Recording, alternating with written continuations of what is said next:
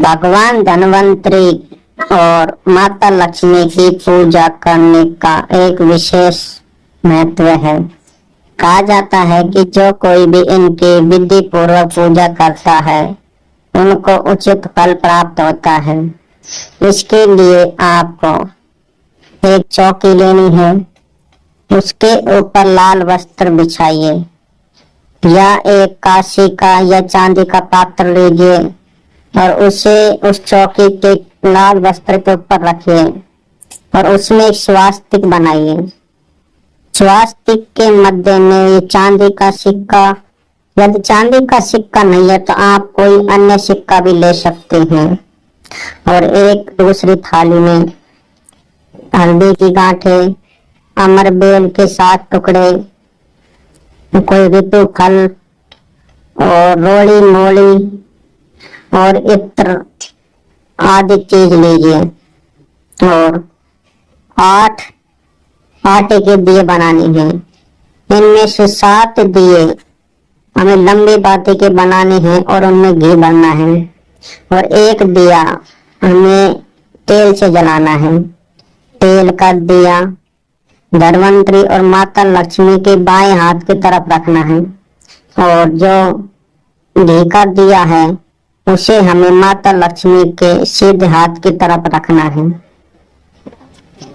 कहा जाता है कि सबसे पहले उस सिक्के पर जल की बूंदों उसे पवित्र करें, फिर उसकी पूजा अर्पण करें, उसको अक्षत्र, इत्र और रोली मोली चढ़ाइए, उस पर वस्त्र चढ़ाइए या आपके पास रोली है उसको बांध दीजिए, कलावा है उसको अस्तानी बांध दीजिए और फिर उस पर पुण्य जल से पवित्र करें।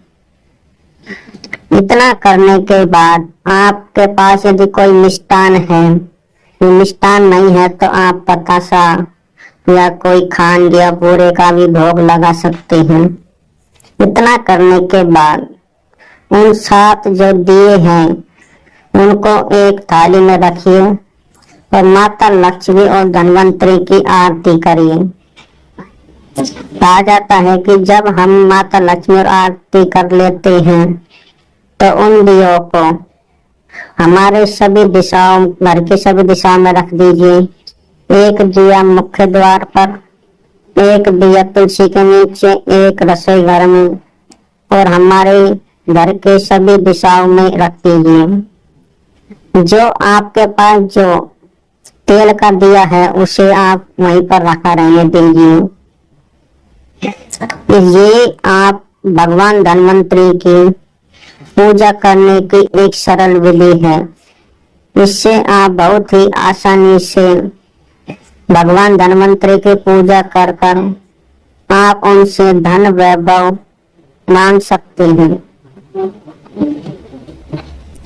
जैसे ही ये पूजा संपूर्ण हो जाती है तो सुबह आप इस चौकी को हटाइए, लाल वस्त्र और जो भी है उनको एक लोटे में भरकर रख दीजिए। जो आपने दिए बनाए हैं उनको किसी नदी में या किसी जल प्रवाह में बहा दीजिए। यदि आप इस संपूर्ण विधि से सहमत हैं तो कमेंट में धन्वंतरी महाराज की जय अवश्य लिखें।